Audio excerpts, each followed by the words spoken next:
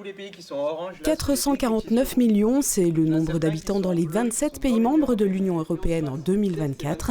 Ces 10 dernières années, elle a soutenu pas moins de 118 000 projets dans le Grand Est.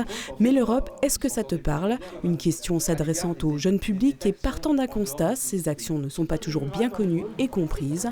L'Europe, ça te parle, c'est d'ailleurs l'intitulé d'un événement proposé par la région Grand Est auprès de 1200 lycéens, dont c'était ce lundi, de l'établissement Pierre Mendès France de Contrexéville. Besoin d'approfondissement quand même souvent, il y a besoin de leur expliquer plus en détail, de creuser. L'Europe est quand même assez méconnue, il y a beaucoup de choses qui circulent sur l'Europe, parfois vraies, parfois fausses. Donc c'est aussi le but de faire le tri entre tout ça. C'est sûr qu'il y a un gros travail de connaissance de l'Europe au niveau de la jeunesse. D'abord sur le fonctionnement de l'Europe qui peut paraître vraiment éloigné de la jeunesse et même des citoyens français en globalité.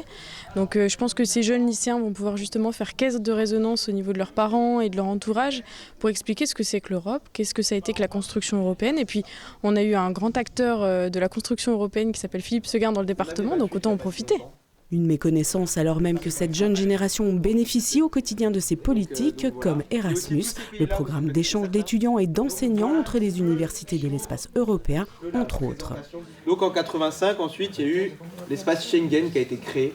C'est l'espace de libre circulation. C'est ce qui fait que vous pouvez passer les frontières sans vous faire arrêter. Si je veux voyager, j'ai ma carte d'identité, donc je peux aller dans les pays de l'Europe sans montrer mon passeport ni rien. Ça me concerne aussi pour la monnaie qu'on utilise tous les jours, l'euro. Tous les élèves n'ont pas vécu le passage à l'euro et donc ça paraît quelque chose comme évident pour eux, mais ça n'a pas été si évident à l'époque. L'Europe, un mot qui résonne malgré tout à l'oreille de cette jeunesse qui n'est pas forcément déconnectée de l'actualité. Au niveau des agriculteurs, ils manifestent pour être mieux rémunérés et qu'ils puissent vivre en fait avec ce qu'ils vendent. Il y a aussi un pays qui voudrait vraiment rentrer dans l'Europe, tu sais lequel ? C'est l'Ukraine.